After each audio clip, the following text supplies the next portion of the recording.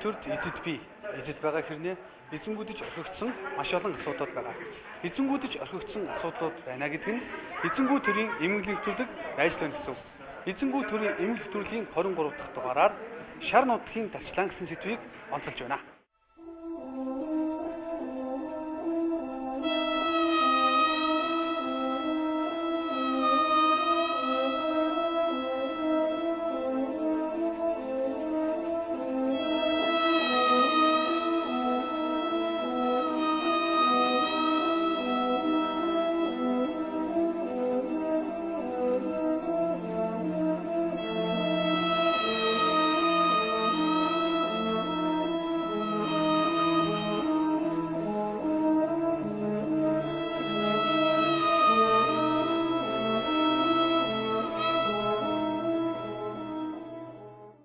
Эзэнгүү төрийн эмгэг нэвтрүүлгийн 23 дахь дугаар эхэлж байна. За тэгэхээр бид энэ удаагийнхаа дугаараар шар нутгийн дарчлаан гэсэн сэдвийг онцолж авсан байнамаа. За тэгэхээр студид маань цөмийн аюулгүй Монгол улсын төлөө үндэсний хөдөлгөөний тэргүүн Сэлэнгээ оролцож байна. За тэгэхээр танд энэ өдрийн мэндийг хүргэе. Тэгэхээр ерөнхийдөө та бас яг энэ шар нутгийн дарчлаан гэсэн сэдвтэй тийм ээ хурал хийсэн пантомимо тий. Тэгэхээр тэр хурал одоо хурлын одоо ач холбогдол одоо тэр хурлыг одоо үнэхээр одоо төр засгийнхан үгүй шин сонсохгүй учраас өөр эцсийн байдлаа тийм хурлыг хэр зэрэг үү? Тийм. Би өөрөө урлагийн үнэлтэй. Тэгээд одоо яг уу ер нь манай иргэний нийгмийн байгууллагууд одоо морьтой жагсаал, трактортой жагсаал, одоо тэгээд гэртэй жагсаал гэдэг юм уу ер нь одоо энэ улс төрийн тэмцлийн маш олон хэлбэрийг ашиглаж байна сүүлийн хэдэн жилүүдэд. Гисэн хэдий боловч төр засаг үнэхээр нүдгүү, чихгүй ийм байдлаар хандж байна л да. Яг л өөрсдийнх нь эрх ашигтын төлөө зориулсан хууль гаргаж байна. Өөрсдийнх нь эрх ашигын төлөө одоо нөгөө сонгуулийн өмнө ард түмнийхээ үгийг сонсно, шууд ардчлалтай байна. Одоо янз янзын сайхан уран цэцэн үг ярьж байгаа боловч яг эцсийн байдлаар төр засгийн шийдвэр гаргахтаа бол хизээш ард түмний санаа бодол тусдаггүй. Тэгэхээр энэ төр засгийн одоо хүмүүсийг бас өөрсдийн хэлж ярьж байгаа зүйл тэдний анхаарлыг хандуулах, нийгэмд одоо бас нийгмийн олон нийтийн анхаарлыг хандуулах тийм ээ. Тэгэхээр энэ залуучууд хойч ирээдүйн үе бол ерөөсөө энэ ураантай Монголын ирээдүйг ингэж төсөөлж байна гэсэн ийм одоо санааны үүднээс энэ пантомимо хэвлэлийн хурал гэдэг ийм одоо урлагийн төрөл жанрыг ашигласан ийм одоо хэвлэлийн хурал хийсэн.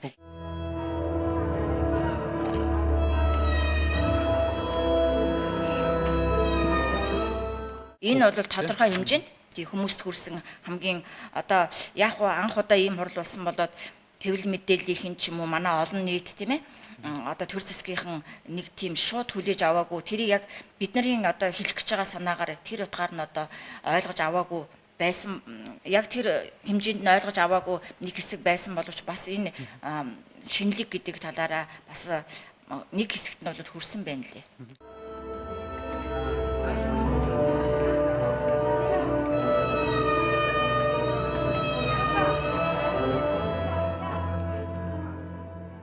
За тэгэхээр ураны асуудал бол одоо тийм Монгол улсын одоо тулгамдж байгаа гол асуудлуудын нэг болоод явж байна. Тэгэхээр одоо ерөнхийдөө эсрэг дэсрэг байр суурьуд бол их ажиглагдж байгаа. Та бүхний зүгээс бол одоо иргэний хөдөлгөөний байгууллагын зүгээс бол тийм ээ уран бол Монгол улсад бол хэрэггүй маа гэж үзэж байхад одоо төр засгийн зүгээс бол энэ уран гэдэг зүйл бол тийм Монгол байж болно гэсэн утга агуулгатай зүйлийг яриад байгаа.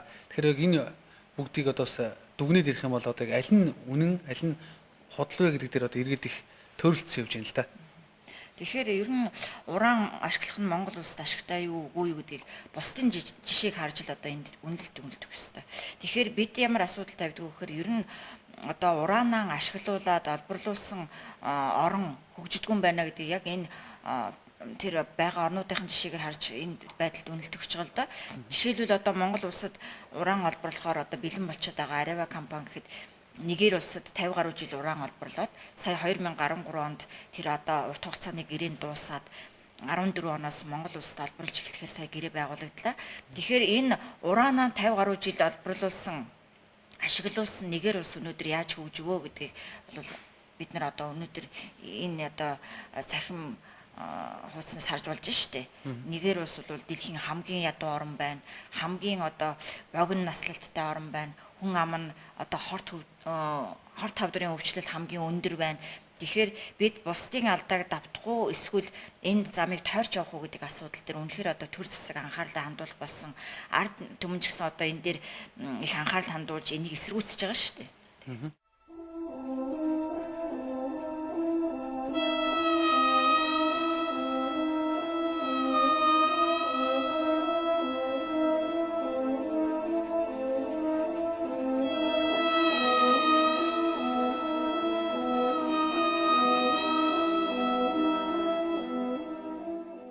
Францын Areva компани уран олборлох нь тодорхой болоод гэрээнд гарын үсэг зурагдчихлаа шүү дээ. Энэ одоо цаашаа ингээд үйл ажиллагаа цаашаа явна. Цаана одоо өшөө 3 компани байгаа.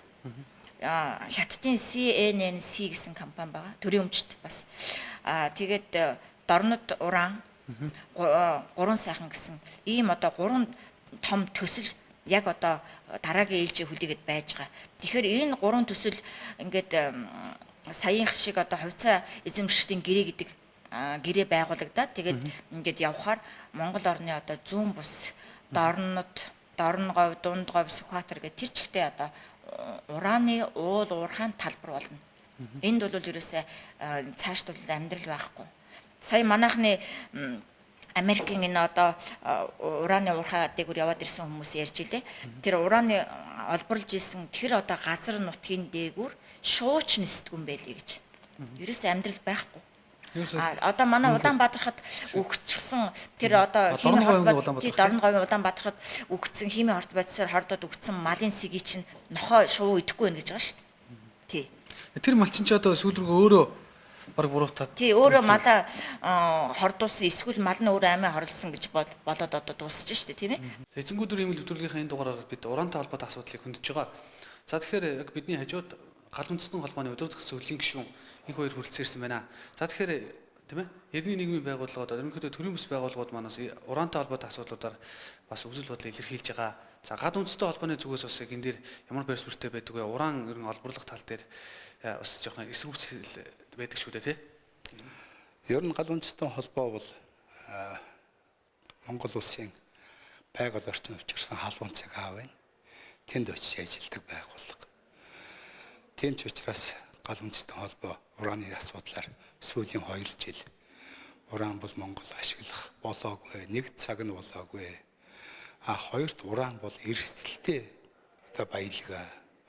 Магадгүй энэ эрсдэл нь нэг хэсэг хүмүүст биш.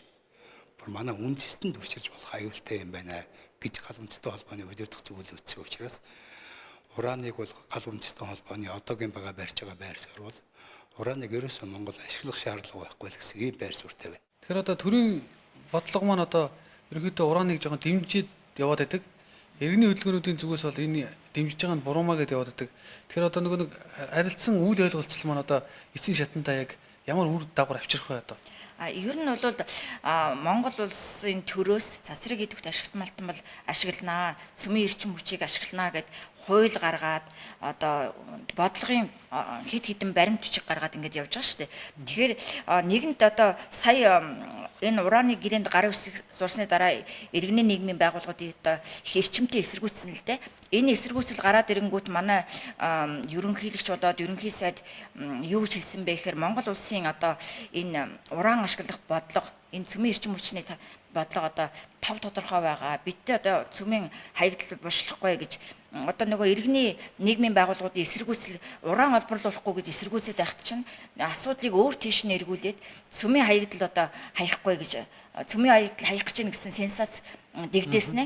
Бид нар цөмийн хаягдал хаяхгүй энэ цөмийн хаягдлын талаар одоо Монгол улсын төрийн бодлого маш тав тодорхой байгаа гэж ингэж одоо ерөнхий сайд нь ерөнхийлөгч нь хэллээ шүү дээ.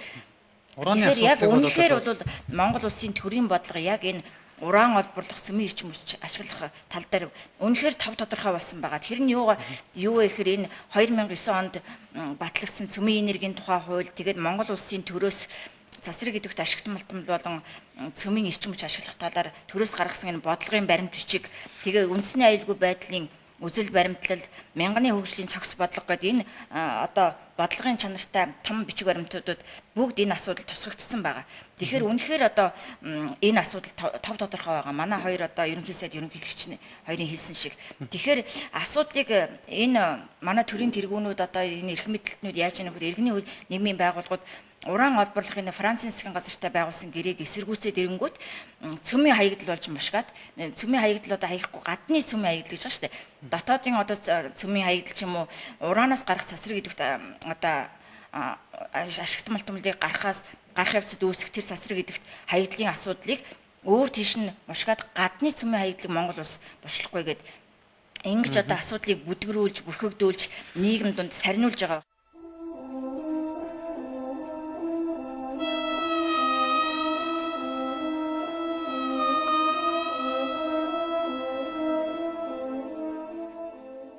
Өнөөдөр би бол энэ дээр ганцхан нэг баримт төчг дээр л ярих гэж бодож байна л да. Энэ бол Монгол улсын төрөөс цасраг идэвхт ашигт малтмал болон цөмийн энергийн талаар баримтлах бодлого гэсэн юм байна. 2009 онд одоо засгийн газрын тогтоолоор батлагдсан ийм баримт төчг байгаа л да. Энэ дээр одоо юу гэж өгсөн бэ гэхээр бид нэр одоо урд нь яриад байсан шүү дээ. Монгол улс бол зөвхөн шар нунтаг ашиглана. Шар нунтаг хүртэл одоо ингэж одоо уул уурхайн процессыг явуулна гэж яриа тайлбарлаад байгаа шүү дээ. Манай одоо цөмийн энергийн газар ерөнхий сайд энэ төрлийн хэлээд байгаа. Гэтэл яг энэ бодлогын чанартай баримт төчгөндөө бол цацраг идэвхт ашигт малтмын хөдрийг олборлох, баяжуулах гэж орсон байгаа юм. Хуулиндаа бол энэ баяжуулах гэж үг бас байхгүй. Баяжуулах гэдэг үг чинь цөмийн төрш гэсэн үг байхгүй. Цөмийн төрш хийх ийм өндөр технологитой үйлдвэр өнөөдөр манад барьж чадах уугүй юу гэдэг асуудал маш том одоо асуултын тэмдэг байгаа шүү дээ. Тэгэхээр энэ баримт бичгүүдийг энэ хуулийн тэрийг ингээд нарийн хараад ирэхээр үе маш их тийм одоо хувийн одоо ашиг сонирхол тийм ээ. Хувийн одоо бизнесийн хүрээгнийхний ашиг сонирхол орсон үг гинт гараад ирдэг байхгүй юу. Гэтэл энэ баримт бичигт ерөөсөө баяжуулах гэсэн үг байхгүй байснаа 4-3-3-т баяжуулах гэсэн үг ороод ирж байгаа. Баяжуулах гэхээр цөмийн төршин гэсэн үг. Тэгэхээр тэгээд энэ сүүлд нь дараа нь бол бас их ноцтой юм орж ирсэн байгаа юм. Ер нь энэ уран олборлдог цөмийн эрчим хүч одоо ашигладаг өндөр хөгжилтэй орнуудад энэ асуудал ерөөсөө төр засгийнхаа төвшөнд байдаг болохоос хувийн хөвшилд энэ асуудал байдгүй. Одоо манад орж ирж байгаа Areva компани гэтэл одоо Францын төрийн өмчт компани шүү дээ. Гэтэл энэ бодлогын том баримт бичигт хамгийн сүүлд одоо ямар үг өгүүлбэр орж ирсэн бэ гэхээр энэ 7-гийн 3-т ингэж байгаа энэ хөтөлбөрийг хэрэгжүүлэх явцад зарцуулах хөрөнгө нь 4.80-д 394 тэрбум 169 сая байна гэж хаад энэ хөрөнгийн 98.11% нь хувийн хвшлээс гаргана гэж бичсэн байгаа байхгүй.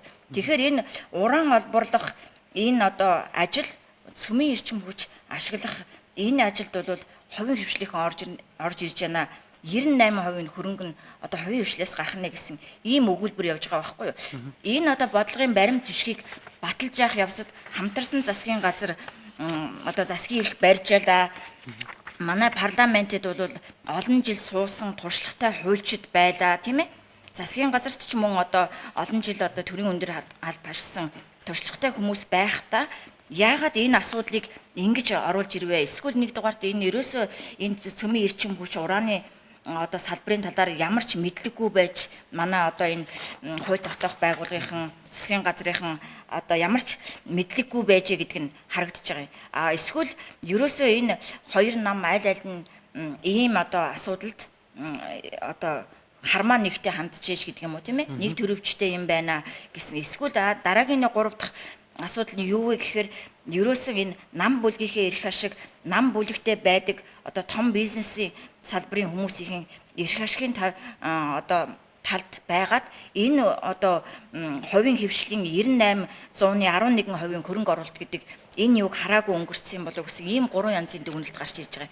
Тэгэхээр энэ өөрөө түрүүний хэллээ тийм ээ одоо энэ уран олборлох бодлого одоо цаашдаа яах болоо гэж энэ бол цаашдаа үргэлжлээд явна гэдэг нь одоо энэ бодлогын чанартай том баримт бичгүүдээр нэгэнд одоо тодорхой болцсон байгаа. Одоогийн байдлаар зөвхөн хайгуулынхаа шатна гэдэгт л Монгол ноцтой болсон 3-4 газрыг би нэрлэж чадна.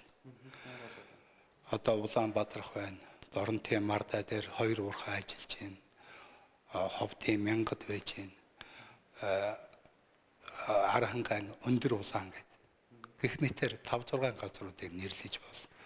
Ер нь уран бол одоо дайлангуяа монголчуудын хувьд бид нэр нүүрс байна, төмрийн хөдөр байна, зис байна, алт байна. Тэгэхдээ энэ гарч байгаа ордууд нь дандаа дэлхийн хэмжээний том ордууд байхгүй.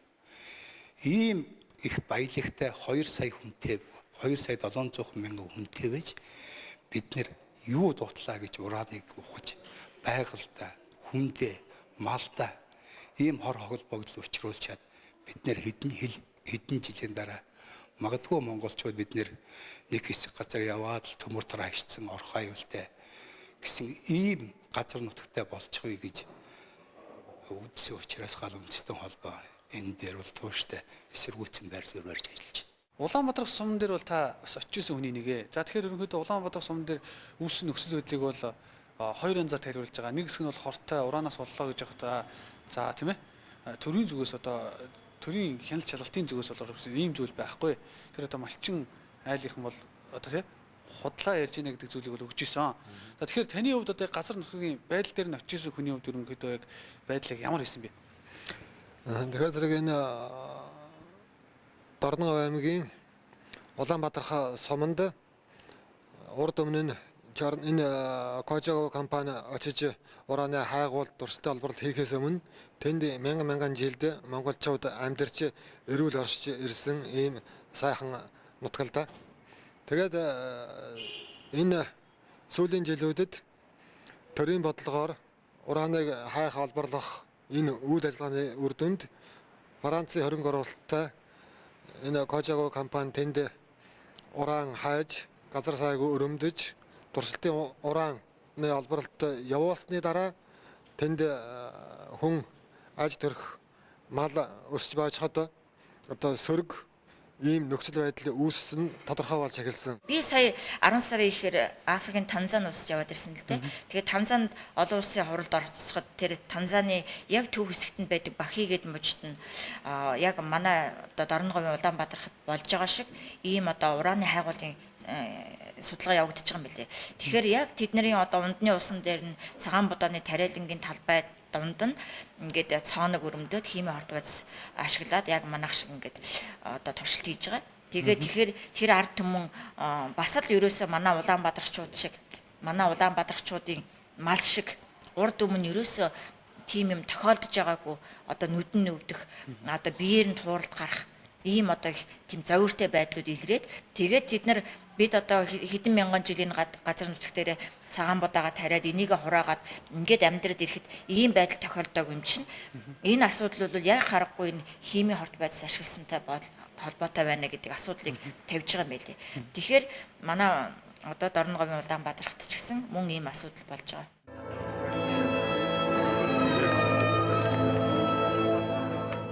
Та нар нэг хэдхэн хүмүүс яриад байх гэж эдгээр ингэж яриад байгаа байхгүй. Тэгж үзээд байгаа бол үнэхээр Монголын ард түмэн одоо ихэнх нь эсрэг байна уу эсвэл цөөхөн хэдэн эсрэг байна уу гэдгээ мэдхийн тулд энэ асуудал нэгдүгээрт хоёрдугаарт эн чинь үндэсний аюулгүй байдалтай холбоотой асуудал учраас ард нийтийн санал асуулга явуулаач гэдэг байгаа байхгүй. Тэгэхээр эдгээр явуулахгүй байгаа юм. Тэгээд санал асуулга явуулаад ирэхээр л одоо ард түмэн энэний төлөө байна уу эсрэг байна уу гэдэг нь гараад ирнэ шүү дээ. А өнөөдөр яг хэдэн төрлийн бос байгууллагууд нэгдээд ингэж ярьж байгаа боловч яг одоо дүн дээрээ бол одоо Монголын ард түмний бараг 99% нь энэний эсрэг байгаа шүү дээ. Цөөхөн хэдэн одоо урааны лиценз авсан хувийн компаниуд байна. Түрүүн энэ би хэлдэж шүү бодлогын баримтчид чинь хувийн одоо хөрөнгө оруулалт 98% таа байна гэдээ оруулсан байна. Энд чинь хувийн цааталт нь урааны лиценз авчихсан хувийн компаниуд байна гэдэг шууд утгаар нь хэлж өгч шүү дээ тийм ээ. Энэ нэг хэдэн урааны лицензтэй хувийн компаниудын одоо хүмүүс уран олборлохын төлөө байгаа бах. А мөн одоо энэ гадны том компаниудын талд ажиллаж байгаа бас нэг лоббигоор ажиллаж байгаа нэг хэдэн хүмүүс энэ урааны төлөө байгаа бах. Яг одоо Монголын ард түмний 99% нь энэ уран олборлохын эсрэг байгаа шүү. Энэ бол үнэхээр баталгаатай шүү. Хэрвээ итгэхгүй байгаа бол ард нийтийн санал асуугаад энийг батлаа гэж бид одоо шаардаад байгаа шүү дээ. Тэгээ ер нь бол яг амьдрал дээр ард түмэнд тэр байгальд яаж нөлөөлж байгааг хамгийн түрүүнд мэдэрдэг нь бол одоо тэр орчиндөө амьдарч байгаа ард иргэд л байгаа шүү дээ. Ард иргэд үнийг мэдрээд төр цагта зөндөө хандаад одоо бид энэ оршиж байгаа нөхцөл орчин маань өөр болчихжээ. Энэ мал хүн маань ингэж өвдөөд эндээд байна. Биднийг авраач.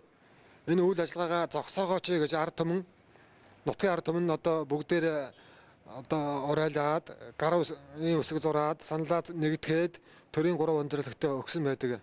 Төрийн 3 өндөрлөг өмнө хүлээж авахаас их эрс татгалзаж ингэж зугатааж бултаж байж байгаад нэг авахтаа огт хариу өгөхгүй байгаа. Тэгэхээр зэрэг энэ төр болвол үндсэндээ ард түмнээс одоо урвцсан байна. Би ингэж боддог л доо. Ард түмэн өнөөдөр үгээ хэлж чадахгүй байна. Нөгөө одоо иргэний хөдөлгөөний тэдэн хүмүүсийн ард нуугдаад байна гэдэг бол ард түмэн айдастай байна гэсэн үг шүү дээ. Айдастай үгээ хэлж чадахгүй амьдарч байгаа тийм хүмүүс байна гэх юм бол тэр бол дарангуулын нийгэмд амьдарч байгаа хүмүүс тийм байна. Тэгэхээр өнөөдөр ардчлал гэсэн дарангуулсан нийгэмд Монголын ард түмэн амьдарч байгаа учраас ажил төрлөө алдчихгүй тулд айгаад одоо тэр өнөөдрийн жижиг эрх ашгаараа ирээдүйн том эрх ашгийг ингэж одоо сохиод гэх юм одоо үгүй хийгээд ингээд өнөөдөр дуу хоолойгоо гаргаж ирч чадахгүй шүү дээ. Тэгэхээр одоо энэ үндэсний одоо энэ том эрх ашиг тийм ээ бид одоо цаашд энэ Монголын газар шороон дээр олон зуун жил амьдарч ирсэн шигээ үеийн үед амьдарч ирэх үгүй юу амьдрал байх үгүй юу гэдэг асуудал дээр энэ том эрх ашигын асуудал дээр жижиг эрх ашигаа бас жоохон хоошин тавиад ард түмэн өөрийн дуу хоолой, өөрийн үзэл бодлоо илэрхийлж төр засаг нь тэрийг сонсож үнэхээр энэ хүмүүсийн яриад байгаа шиг байна уугүй юу гэдгийг одоо бас баталж сонсож тэгж одоо нөгөө сонгуулийн өмнө хэлсэн шиг ард түмэндээ хайртай байгаа чи, эх орондоо хайртай байгаа чи амьдрал өнөөдрөөр дуусахгүй та бүхэн одоо энэ төрд байгаа хүмүүс ихэнх нь одоо ээж аав эмээ өвөө болцуулсууд байгаа штэ. Тэгэхээр үр хүүхдтэй яагаад бодохгүй байгаа юм бэ те? За яг нэг хэсэг нь ингэж юу ячаал хөнгөччөд гараа явчихна гэж бодож байгаа байх л да. Гараа явцсан ч байгаа штэ те. Тэгэхээр тэр яг тэгж бодож байгаа болвол үнэхээр 2 сая 800 мянган хүний хувь заяаг мартцсан л байна гэсэн үг штэ те. Тэгэхээр нөгөө эх орныхон төлөө ард түмнийхэн төлөө ажиллана гэж гарч ирсэн амлалт чинь хаана байна? Нөгөө эхний ярьсан яриа чинь яасан бэ? Үүрт биднийг мартсан байна шүү л гэж одоо хэлмээр байна. Улаанбаатар хосомонд мал ингэж сүйдэж байгаа. Тэр байтугай хүний эрүүл мэндэд нөлөөлөөд зарим хүмүүсүүд арсны одоо тууралтай болцсон, үсэн нундаг болцсон, нүд нь харахгүй одоо цайдаг маланч хүнэнч гэмтээ ийм өвчлөлтэй болсон байхад тэнд ямар ч өвчин илрээгүй гэж яриад уран болвол ямар ч хоргүй байна гэж яриад байгаа нь бол маш том эндүүрэл энэ бол төрийн одоо ард түмний аюулаас аврахад чиглээгүй ард түмэндээ одоо ийм сөрөг одоо хандсан ийм л бодлогын үр дагавар болж хувираад байна л да. Бид нарын хийж байгаа ярьж байгаа юмыг дандаа мушгиж байгаа л да. Одоо аюулгүй юмнаас эднэр одоо айлглаач гэдэг юм уу те. Гадаад хэргийн сайд болд одоо урааны гэрэл гарын үсэг зураагүй гэдэг ч юм уу. Болд гарын үсэг зурсан байна уу? Эсвэл тэгш баяр зурсан байна уу? Мон атом компани захирал гарын үсэг зурсан байна уу? Эцэст урааны гэрээнд гарын үсэг зурсан л хамгийн одоо ноцтой байхгүй юу? Тэгэхээр мэдээж одоо болд гэдэг хүний урилгаар Францын гадаад хэргийн сайд айлчилсан шүү дээ. Энэ айлчлалын одоо хүрээнд хийгдэх гэрээ хэлсэн тодорхой байсан тийм ээ. Тэгэхээр энэ дээр би яг өөрийнхөө гараар гарын үсэг зураагүй гэдэг ч юм ийм мэдээллийг гадаад харилцааны яам хийгээд бас ард түмнийг их тэнэг мэтэр ойлгоод байгаа байхгүй юу? Нэгдүгээр. Хоёрдугаар өөрийн чинь асуусан тэр урааны аюул гэдгийг бол одоо сүүлийн 2-3 жил маш их ярьж байгаа шүү дээ. Манай хэвлэл мэдээлэл. Тэгээд интернет сайтуудаар бол олон 10 одоо мэдээ кино байна тийм ээ. Тэгэхээр уран гэдэг бол ерөөсө цасраг идэвхтэй ашигт малтмал гэдэг талаас аюултай. Яагаад гэвэл ер нь энэ цасраг энэ хорч нь одоо хүний генд нөлөөлнө, үр удамд нөлөөлнө. Ганцхан хүн биш шүү дээ. Уран бол амьттай бүхний одоо генд нөлөөлнө. Дараагийн асуудал бол одоо хүний эд эрхтний гэмтэж хорт хавдрын өвчлөлийн гол суур болж хор тавдрын өвчлөлийг нэмэгдүүлдэг байхгүй юу. Тэгэхээр энэ талаараа маш аюултай. Яг өнөөдөр одоо цөмийн бөмбөг дэлбэрээд тэр дорон одоо ингээд аюул үе олноор нь тарьчихгүй ч гэсэн хэдэн жилийн дараа ингээд тэр нөгөө цацраг идэх тоосон цороор амьсгалснаас болоод эсвэл цацраг идэвхт тэр болон бусад химийн хүнд мэд элементүүдээр хорцсноос болоод хүний одоо цуллаг ирэхтэнгүүд ялангуяа тийм ээ гэмтэх хор тавдар үүсэх энэ магадлал асар өндөр тийм ээ. Өнөөдөр Японы байдал ямар шүү байгааг бид нар мэдж байгаа шүү дээ. Энэ үйл ажиллагааг эсэргүүцсэн ард нийтийн хөдөлгөөнийг айлгах, сүрдүүлэх, төөрөгдүүлэх энэ төрлийн үйл ажиллагаа бол сүүлийн үед маш их хүчтэй явагдаж байна. Сонин нийтлэлүүдэд одоо маш их худлаа мэдээлэл явагдаж байна. Интернетэд мөн асар их тэр худлаа мэдээлэл их цацаж байна. Ард түмнээ хуурахыг хичээж байна. Тэгээ ер нь ийм төр бол Монголын ард түмэнд хэрэггүй юм. Үүндээ бол бид нар бол ийм төртэй байгаа тохиолдолд. Төр бол өнөөдөр бол идэх ухаас бусдыг бол төрд гарцсан хүмүүс ойлгохгүй. Ийм байгаа тохиолдолд нэгд хоёрт үнэхээр олон улсад нэр алдарн цуурайтсан аимшиг төрүүлдэг гэсэн ийм компани орж ирчээд байгаа тохиолдолд урааныг бол бид ямар ч байсан ажилуулахгүй тал дээр бол эцэг хүртэл ажиллана л гэсэн юм. Мега төсөл гэж нэрлэгдээд байгаа энэ оюутлага 5 толгойн төслийг яагаад өнөөдөр ингэж хийж чадахгүй одоо энийг явуулж чадахгүй байж иж одоо бүхэл одоо ашигт малтмал уул уурхайн бүхэл салбар руу ингэж самарч ороод байгаа юм би тий. Эхлээд нүүрсээ ашиглаж алдцээсээ ашиглая. Тэгээ бид нар чинь цөөхүүлнэ шүү дээ. Тэгж чадаагүй байж дахиад уран ч юм уу одоо шатдаг занарч гэдэг юм уу тийм ээ. Ингээл юм руу ороод одоо ерөөс энэ улс орны чинь самраад энэ газар нутгийг чинь бүр одоо сэглээд нөх болгоод дууслаа шүү дээ тийм ээ. Тэгээ эцсийн ингэсний дараа бид нар хайчих юм бэ. Франц улсын атомын гигант Areva компани дэлхийн олон оронд үйл ажиллагаа явуулдаг. Түүний нэг нь Африк твийн нэгэр улс юм. Харамсалтай нь Франц улсад 50 жилийн турш уран ашиглуулсан Африкийн нэгэр улсын газар нутаг одоо үгүйн сүрч иргэд нь хортой агаараар амьсгалж бохирдсон усууж эцэст нь юутай хоцров. Гэтэл хөгжлөөрөө тэргүүлдэг Франц улс өдөр өрхөр одынхаа өнгийг засч өсрөнгүй хөгжсөөр байна. Одоо Areva компанийн гол бай манай улс болсон гэдгийг иргэний нийгмийн байгууллагууд гэрчилж олон түмэнд сэрэмжлүүлж байгаа нь энэ. Манай улс 2014 оноос эхлэн 30 жилийн хугацаанд урааны олборлолт явуулсныхаа төлөөсөнд Африкийн нэгэр улс шиг болж хоцрох юм биш үзье.